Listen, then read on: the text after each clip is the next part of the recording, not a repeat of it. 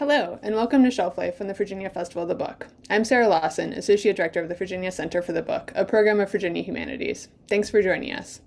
A couple of notes before I hand the program over to our speakers. Please share your questions using the Q&A tab on Zoom. Also, this event has optional closed captioning, which you can turn on and customize at any time using the Closed Captions tab at the bottom of your window. If you haven't already read today's book, we hope you will. For details about how to buy it from a local bookseller or check on a copy from your library, visit vabook.org, where you can also explore the schedule of upcoming events and watch past events.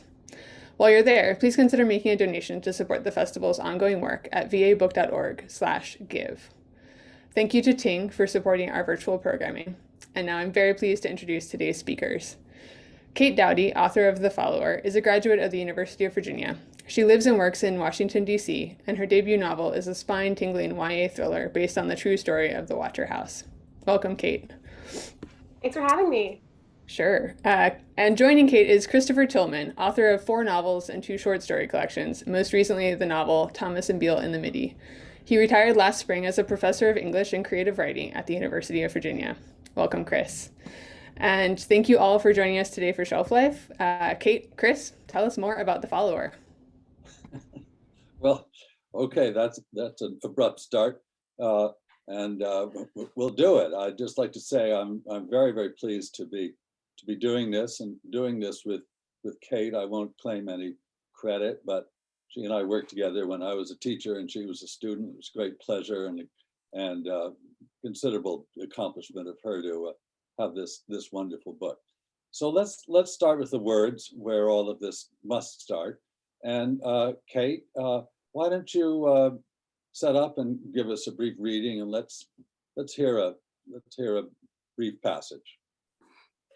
Great, thank you so much. It is equally as weird and surreal for me to be here. It's definitely like an honor. I remember going through the events when I was an undergrad, and it's kind of wild to be speaking at one of them. So I'll read a little bit from early on in the book. I don't think anyone here will need it, but I'll do a quick content warning for death and scariness and all things like YA horror, nothing too egregious. But this passage takes place after the family has first toured the home they're hoping to renovate. And of course, because they're influencers, they had to live stream the tour, where they inadvertently discovered that the house that they bought actually had a suicide happen in it several years ago. And finally, when they were trying to reach the upstairs room, they found out that it was mysteriously locked. And so we're starting right after that live stream. Rudy, Amber calls from her room. Come here for a second. She has their live stream pulled up on her computer. It already has a ton of views, likes, and comments, and most of them are about the suicide revelation. The spooky aspect is definitely good for engagement. Great, right? Rudy asks. I'm so excited to respond to comments later. This is such a cool twist from our usual content. No, it's that same account, Amber says. She gestures at the comments and Rudy starts to read. Contact her. Let's see some Ouija. Ghost, ghost, ghost. The only thing scary in that house are Cecily's boobies. Finally, he sees what Amber is referring to. It's mine. Another weird message from that same account that they had noticed before. The one with the avatar of the Tremont house, at Alex Grable. Amber goes to delete it and then frowns back up at Rudy. What do you think? He shrugs. We've gotten weirder comments, I guess. It's probably just some high school kid messing with us. Amber frowns and checks the account's activity. Weirder than this? She asks. Whoever Alex Grable is, they've been all over the Cole family's Instagram. While Rudy was jamming out on his guitar, Amber had managed to post several previews from there before a photo shoot. There was even a photo of the turret room with a scary filter. On every post, Alex Grable had left a comment. The living room, mine. The kitchen, it's mine. And then on the turret room, this is mine, it belongs to me. That's why I locked it. Excellent, wonderful. So tell us who Rudy, Cecily, and Amber are. Describe the book. What's going on in your world? Yeah, so The Follower is a social media infused thriller about a family of influencers who moves into a scary old house in the hopes that renovating it will bring them internet stardom. However, things take a turn when an anonymous account that you guys heard about in the reading claims that the house belongs to them and refuses to leave them alone. We follow the triplets of the family, that's Rudy, Amber, and Cecily, as they try to find this mysterious internet follower before they can come after the renovation, or worse, the family themselves, and mysteries and scares ensue. As well, they're supposed to. So yeah, it's sort of intriguing to me in 1,000 ways, as much as anything by my own ignorance of social media. But hey, I was able to keep up. But still, this whole notion of the house flippers, and as we sort of described the book, I would say one thing that I found quite interesting was how you played the parents, how you created a whole family, and what they were up to. So maybe describe your thinking about this family, the straits they're in, what they're doing. Yeah, definitely. So the family is hoping for internet fame and virality, and the parents flip houses and the kids are kind of doing their own thing social media wise. And I personally was really inspired by the rise of these family vlogging channels and all this family-based social media content, because I think there are a lot of kind of insidious undertones with all that kind of stuff. And when writing a social media book, I didn't want it to be like social media bad, because I don't think kids need to hear that from me of all people. I think they get it enough. And I wanted to focus on some of the other just like weirder aspects that I think of when I think of being an influencer. And one of those are all these family channels where, the family's source of income is their online presence. And sometimes you have, parents with young kids that might not really know what they're getting into, getting really famous, or you have these younger influencers. And then before you know it, like you're suddenly the primary breadwinner because you're famous on the internet. And that just creates this weird situation where, like, even if you want to stop, like, you are now the source of income. So what can you really do? And so that was a really fun thing to play on in this book, where it kind of goes on. And as things get creepier and creepier, like even if they want to stop, they're in this kind of financial bind where it's not as easy as a lot of people might think. And it just kind of plays into a lot of that, identity, reality, social media stuff that is kind of inherently a little creepy and a little unsettling. It was fun to get into this book with. Yeah, I think it's inherently, really creepy.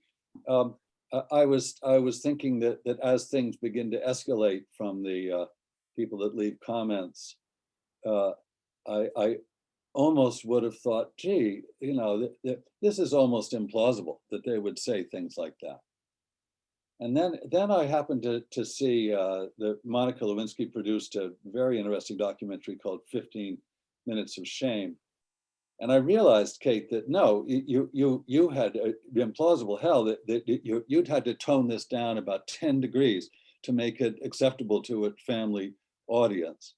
It seems that kind of rage and profanity and vulgarity and just pure weirdness is out there. Is it sort of inevitably part of it? What do you think about that? Yeah, to some extent. I know when I was first drafting this book, there was this, I'm gonna show off how much I'm on the internet, like a little too much during this talk, so sorry in advance, but there was this like trend where these influencers would kind of like fake bad things happening to them, like implausibly bad things. Like I remember there was a viral like Jake Paul video where he was quote unquote like kidnapped by evil clowns. And like, anyone who's over the age of like, 13 is like, yeah, that's definitely, put on for play. But when you have a lot of younger fans who maybe can't quite make that distinction between like people being really in danger and people being like kind of tricking you for views, it created these really interesting like dynamics in the comments. One of the things that I was thinking about when I was writing this book is like, but what if like that was happening, but like no one believed you and they thought you were like making it up for video views? And that was a really fun thing to get into. And one of the fun parts about writing this book was I got to write all these little like internet comments. I don't know if you guys can see So there's like a little comment that opens like every chapter. And the designer of this book did like an incredible job. It's so pretty. And it was really fun to both write from the POV of the triplets, but then also be able to like, oh, but if I was like some annoying internet person, like what would I say? Like what would I really think was going on if I had no idea what was going on inside the house and inside people's heads?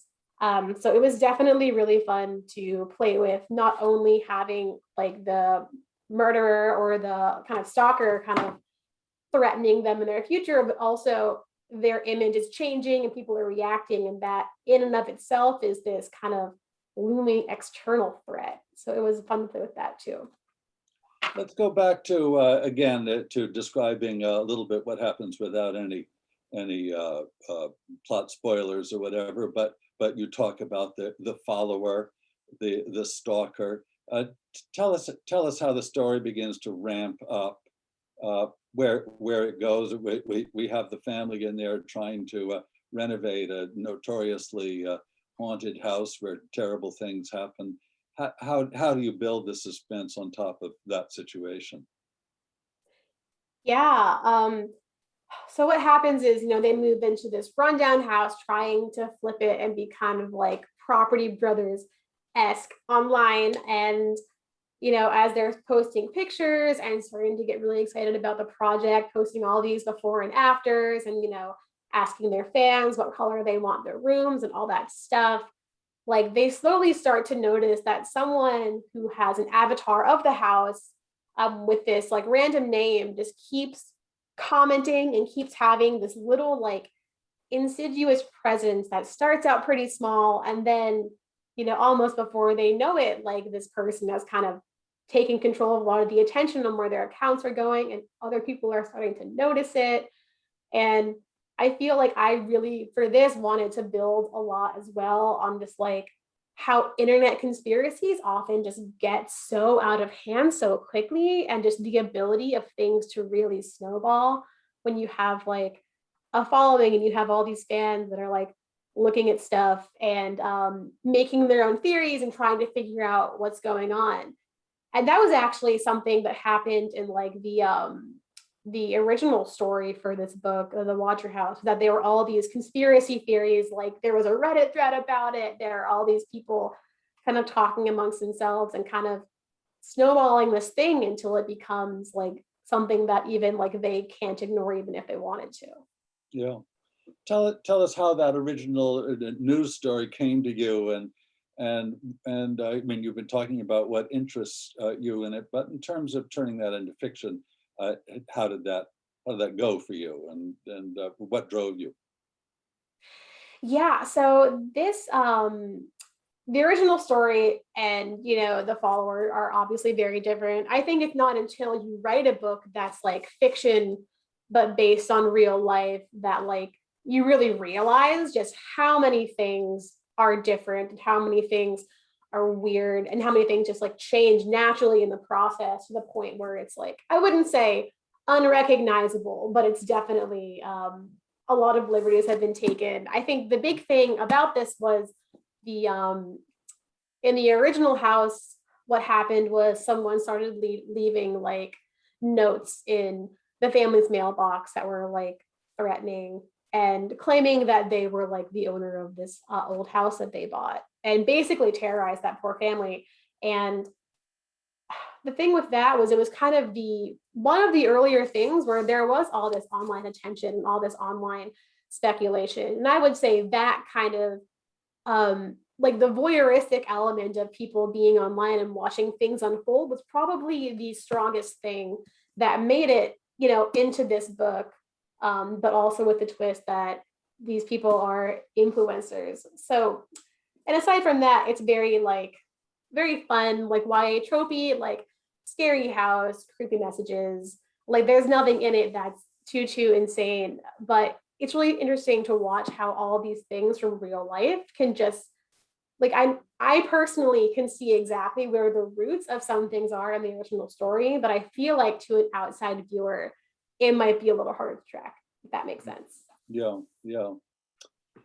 Um, I thought that the way you created the suspense, beautifully paced, and you played each card so nicely. It's not a short book, and I was interested with that. I love long books, I'm not complaining about the pages, but I was interested for young readers that in some ways you're allowed to go that long. But each time, I mean, the real challenge of any length at all, and I wouldn't want to mislead any people watching this. I mean, this would not take forever, but still, it is to keep the energy going, keep the suspense rising. How did you learn sort of tricks with that, and how did you keep yourself pacing right? Any hints for anyone, that young writer or old writer, that's trying to create suspense? Ooh, I wish I had the magic answer to how to pace a novel really well. I wish. For context, for people at home, this book is about 100,000 words, which is about the length of the first Hunger Games novel, give or take, if that provides any length context. And it's funny that you asked that, because in the beginning, when I was starting to work on this novel, we wanted it to be about 65,000 words, which is much, much shorter. And kind of as I was drafting and like kind of sending copies back and forth, getting notes and getting edits and shaping it, we just kept on like adding in things and be like, oh, shouldn't we like flesh this out more? And shouldn't we add a scene where this happens? And wouldn't it make sense if, XYZ happened after this happened? And it kind of like took on a bit of a life of its own, because I think there's just so much solid content, at least for me, to mine, like social media wise. I could talk about the weirdness of the internet basically forever.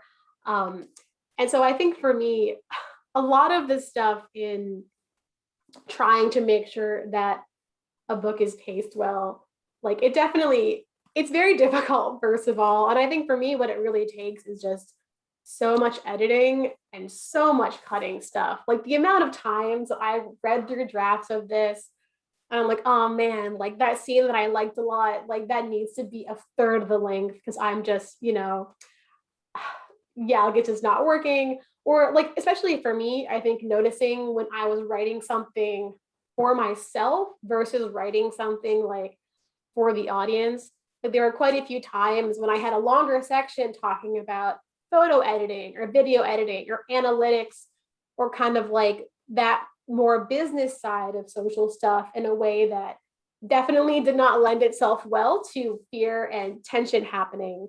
So kind of noticing all of those things and being able to read your book with an eye for like, oh, I like this, but it kind of deflates the moment, is super important, but also super difficult. Yeah. Tell me about it. I've been at this for quite a while, and I don't have a better answer. You answered as well as I would have, that's for sure. But tell us, okay, you introduced yourself. So tell us what you've been doing. You graduated just so recently, but what's your day job, and but more importantly, how does writing fiction work into your life, and how do you see it? What are your ambitions? Oh yeah, that's a good one. Yeah, so I graduated in 2018. I was part of the APLP program. But you have to explain what that is. Oh yeah, I'm so sorry. Yeah, I was part of the viewers. fiction writing program. I tell people not from UVA that I majored in creative writing. Another fun fact about me was that when I was at school, I was in the marching band, and I was and still am a rabid UVA basketball fan. So even though it was sad to graduate like the year that we got knocked out early, it was very cool my first year after school watching the tournament run. And since graduating, I've been working in DC. I work in communications for energy policy. I tell my friends that it's a lot of shaking your fist at the government kind of stuff, like, and a lot of work on climate things. And I originally started with that because I wanted to do some more technical writing, more like research writing. But I think I've always just enjoyed fiction writing so much. And it was something that I did for fun, even when I was taking classes and also doing it. And kind of for that, like my road to getting this book published is a little atypical, like, honestly, too long. But I'll give a brief overview of that if y'all would like. So when I was at UVA, I was, writing novels and trying to challenge myself to actually edit the things that I was writing, which is definitely a skill I should have picked up on earlier, but I didn't want to. And just kind of trying to build that stamina. And while I was at UVA, I ended up writing a novel, and I queried it, like, not for fun, but kind of for fun. Like, I definitely didn't think I would get any bites on it. I thought I might get some, like, encouraging rejections, and then I would write something better and then maybe that would work. But I actually got represented. And so while I was at school, and for the first year or so after school, I was editing this novel with my agent and trying to put it on sub. And sad but true, when the time came to put that novel on submission, which is basically where agents walk around to publishers and say, hey, like, do you want to buy this book? It didn't sell, which was honestly a bummer. And it was like, gosh, like 2 or 3 years of working on that book, and me being like alone in my first apartment after college was like sad about it. But because I wrote that book and it didn't sell, one of the editors that saw that manuscript was like, oh, I would consider her for like IP projects, which is how this project came about. Because she was like, oh, I want to write a book about influencers and social media culture, and also like have this kind of spooky, scary element to it. Like, you should audition. And so I auditioned for this book, which is when I wrote, I think, the first 2 or 3 chapters.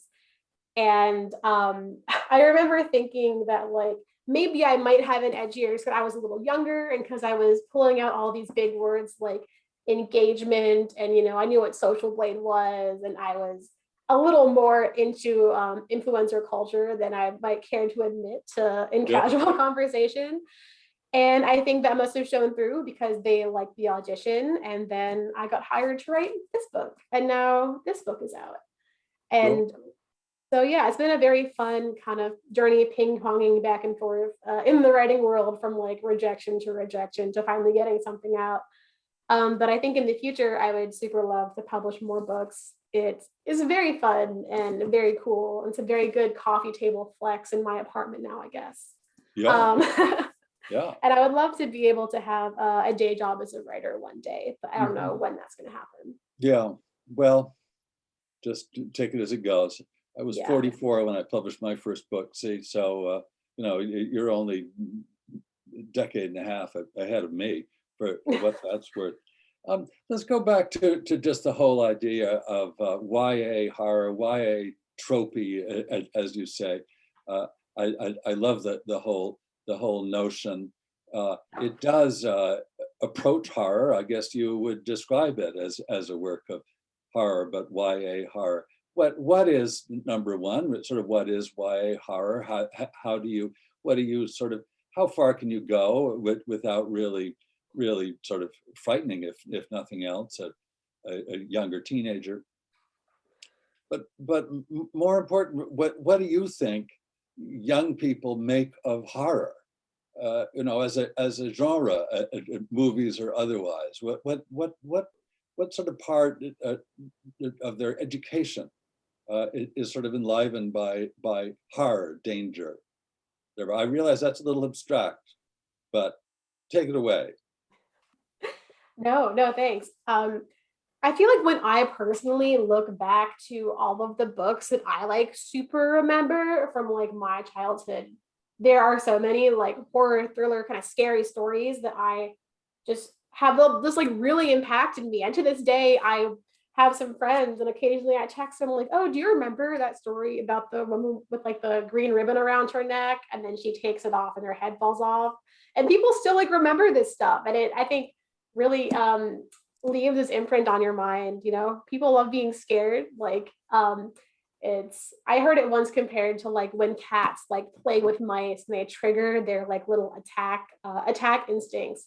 I've heard that people absorb horror content and read scary books, kind of trigger your own like adrenaline, like for fun, which I think is just very wild to put it like that. Um, with YA and with middle grade, it's definitely, you have to approach things differently, but I feel like people are kind of go and assume that you have to pull all these punches, that you can't do things that are really scary. But I feel like personally, it's all in the approach. Like, I think the way you word something and like the images that you can choose to linger on are more of what makes something maybe inappropriately scary versus the actual content itself. Like, Yeah. when I think back to a lot of the books that I was reading as a teen, like I had this moment earlier this week where I was like, man, we sure did read The Hunger Games, which is basically like, kid on kid murder. And we all thought it was fine. And it wasn't like this super duper taboo thing for like teens to read. So I think a lot of it can be just done in the approach. Although I will say to people watching, there isn't like any like super sexual content in this book. Most of the horror is like mild body horror and kind of death murder stuff. So it's nothing super sexual or graphic is the content warning that I'll give.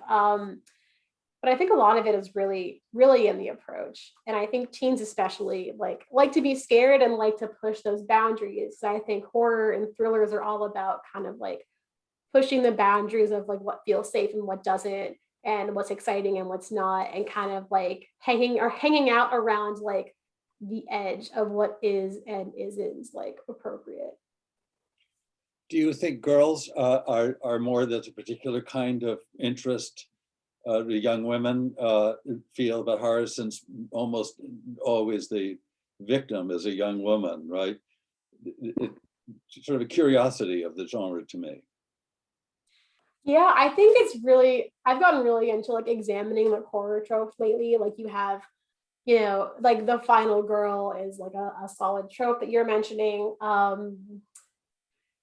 I think, young women and young men respond to horror in different ways. Like I think the home invader horror, while scary for a lot of people, and something that, happens in this book, if you didn't already gather that, is especially, I think, frightening for young women. At least I know it's frightening for me as an individual. Of course. And I think it's something that, a lot of people respond to. And one of the things like in this book, I wanted to make sure that my female characters like had agency and did a lot of stuff, because you're watching a lot of classic B slasher horror. Like while it's super enjoyable, you do notice like, oh man, sometimes all they do is like scream and run around.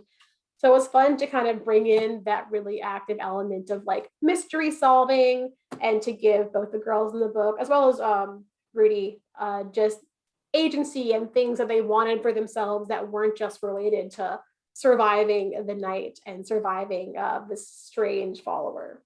Yeah. One thing you did, I thought really, really splendidly is, okay, we've got triplets, but you never fell under the sort of the, I suppose, the temptation to start talking about them as a sort of a multiple character, a single character. They are three very different kids, and that has everything to do with the plot. What happens, again, without spoiling anything, but what happens to one of them seems to be because of who she is, and what happens to the other one seems to be who she is. That was just very well done, and I would recommend that to anyone interested in the book. It is that they're a wonderful sense of character here, and they have agency, but they're also sort of very believable kids. And again, I found, not to be too parental about it, but I found that just the way you really just sketch in the parents, but their marriage is in considerable disarray, and that struck me again as well. A lot of kids, a lot of young people hear their parents arguing, and sometimes it's nothing and sometimes it's something, but it's sort of, you've set up a real family here so very well. Oh, thanks. I really appreciate that. I come from a pretty large family. I have 3 brothers, and I think kind of capturing that sense of like that sibling sense of like, oh man, I love you, but also you're the most annoying person in the world sometimes is so definitely something that I wanted to do. And I think with the parents kind of going back to that like social media stuff of like, when you're kind of a breadwinner, like does that make kids grow up too fast? Does that make kids feel like they have to quote unquote own more of like the house's problems and do more things on their own and really step into that role of an adult maybe before they should? About the triplet POV, it was really fun to have so many like siblings. So it allowed me to explore like really different views on social media stuff, all kind of in the same book, which is very fun. Because you have like Cecily, who's like a beauty influencer type character who really enjoys it, but resents being put in her box. You have Rudy, who is like the host and very charismatic, but is kind of begun to be a little disillusioned and not care for the internet as much. And you have Amber, who I related to because she was doing a lot of photo and video editing and kind of being behind the scenes, which is a bit of like what I do for my day job. But then over the course of the book, you kind of get to see her grow into her own person, and you get to see her kind of grapple with like what it means to be plus size and on the internet, and you can kind of see that transformation. And I think hers was the line that I really enjoyed writing the most, maybe. Yeah, it comes out. It comes out that Amber is the one that's allowed to grow more, sort of on in scene. No, of course, ever since Judy Blume came into the scene, sexuality has had is absolutely key, and why shouldn't have been in fiction for young adults. And you do have a small theme of sexuality, emerging sexuality involving Amber. How did that come in for you, and how does that fit into the let's say the role and purpose of young adult fiction for you? Yeah, again, it was really great to have so many, like three like main characters is a lot to juggle, but it does allow you to kind of explore, all those different facets of like what teens can be. And especially, I didn't want to make everyone the same, and I wanted to have like a bit of diversity in the book. And so like, like why wouldn't one of the triplets, like Amber is a lesbian, and having siblings that are LGBTQ or being LGBTQ yourself for teens is a really important and pressing issue. And it's something that a lot of teenagers are going through when they're trying to figure out, who they are and what identity means. And while there isn't necessarily a story arc to do with coming out or being LGBTQ, I think the theme of identity and what it means to be really authentically yourself was one that played very well with the social media stuff. Yeah. What do you think more broadly? I mean, one of the things again about fiction for young people is that there is sort of many purposes. I mean, to entertain certainly, and to instill a love of reading. Well, all the publishers in the world and writers in the world want that to happen. But there's also there is this sense that sort of from an older person, from your age and older, some mentoring going on. How do you see that role of educating? The sort of the larger purpose of young fiction for young readers. Yeah, I think there definitely is a bit of life lesson. Although, of course, you never want to be strictly like this is a morality tale. Like, don't go on the internet. Like, I'm sure teens out there have enough parents in their lives saying that. And I also feel like just as someone that is, I'm 25 in my quarter life crisis, having a great time. But being online is kind of inevitable, and it's kind of become this like baked in part of adult life. And so I was writing this book and I knew that I didn't want this to be necessarily a social media bad lesson. But also, I think being a little older, I kind of grew up with like the rise of what it means to be an influencer and what it means to have a platform and what it means to have a career on the internet, and kind of being able to watch that transition from maybe, I don't know if I would say more mature, but like a bit of an older perspective, I find fascinating. And I think a lot these days about how younger kids just like didn't really know a world before influencers existed. And especially nowadays when everyone is so online and there's so much ubiquitous stuff about like having a perfect life or a perfect body. And I see some of these filters online and I'm like, man, I am so glad they didn't have that filter when I was 11, because I would have like cried. It would have made me so upset. Yeah. And so I think kind of trying to write this book for these younger audiences, kind of having a bit of that perspective and a bit of that like, oh, like I remember, when I was 15 and being cool on Facebook was all that was important. But now that I'm 25, I'm like, it's more important to look after yourself and be yourself and be true to yourself. And I think those are the kind of things you can try to impart through like a book like this. Yeah. There's a slight element, at least I read it. I don't know if you intended it. And again, every reader comes with his or her own baggage, and I've got plenty. But there's almost an element that what happens to the three of them, to the family, it's hardly deserved, but they've opened themselves to it. I mean, they're just not walking down the street and having this happen. They're in this swim, and it turns out there are sharks alongside, right? Was that part of the warning, if you'd put it that way, about, well, let me rephrase that. In your nice dedication to your parents, you said that they warned you about the dangers of social media. Well, what warning would you give? You started to say it already, but what warning would you give? Oh yeah. So my dedication to my parents is to my parents whose warnings about the dangers of social media have clearly been taken to heart. And I actually didn't tell my parents that I wrote that in there as a test to see if they actually read my book. Oh, and they did. They found it, so they passed. believe me, they read it. Yeah. Yeah, but yeah, like they're definitely, being online and putting yourself out there, like there is danger. There are people out there that don't have great intentions. And I feel like all too often, especially lately, you see a lot of stories about people that are like famous online that have, bad experiences in real life, when someone that sees them online and like forms an opinion about them based on what they see on the internet, right or wrong, like decides to get aggressive or get unpleasant. And there are a lot of really, honestly, very heartbreaking stories out there about influencers who have had bad things happen, with their fans and stuff.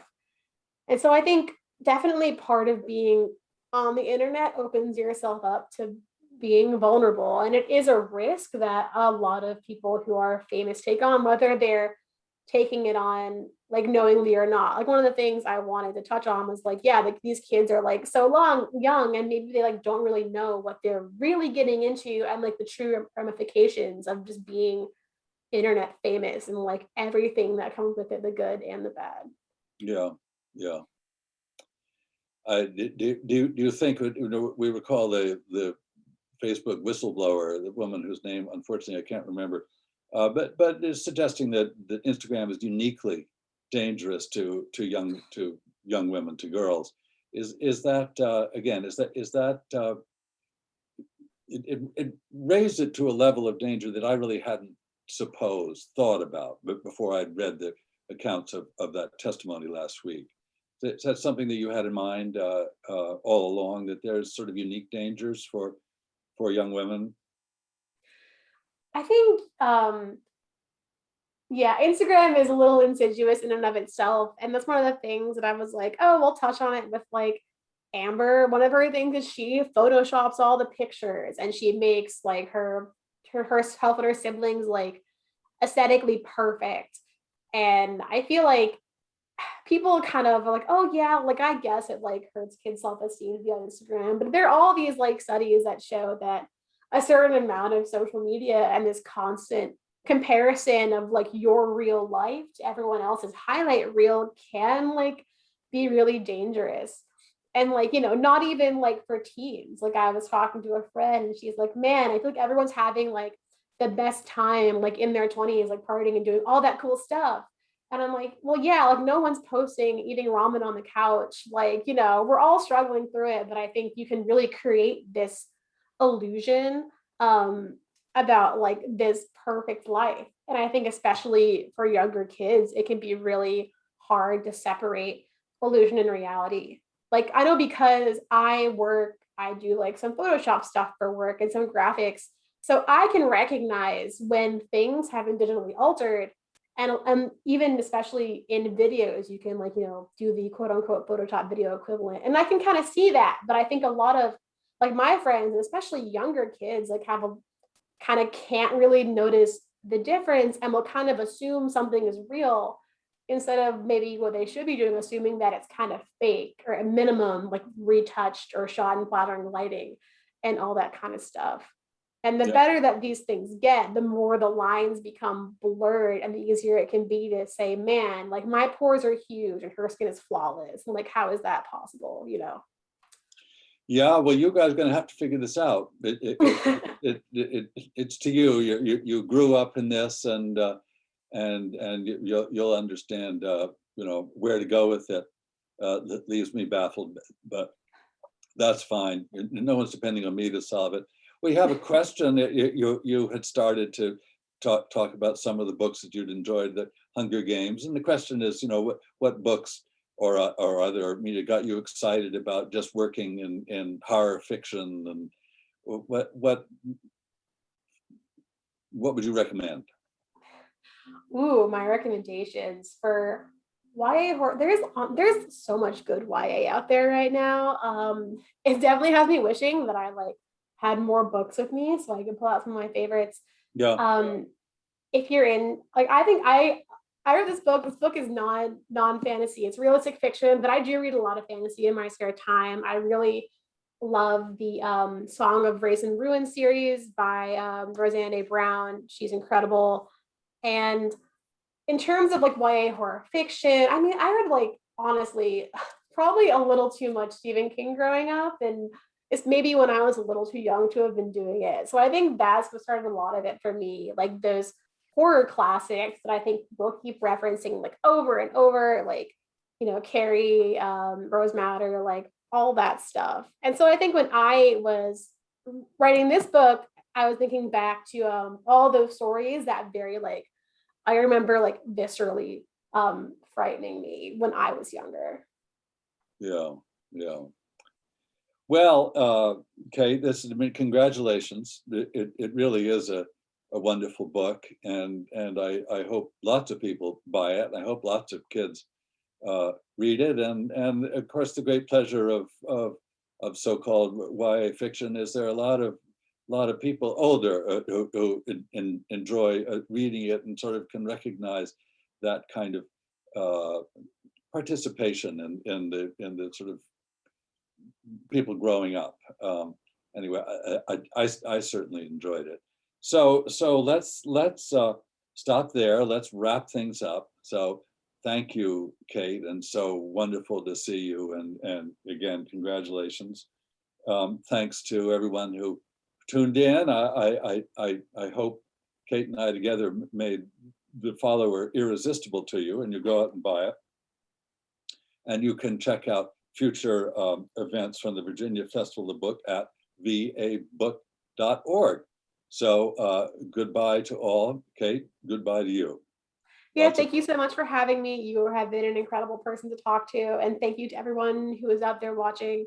And thank you so much for the Festival of the Book people for having us. This is very lovely. Good. Okay.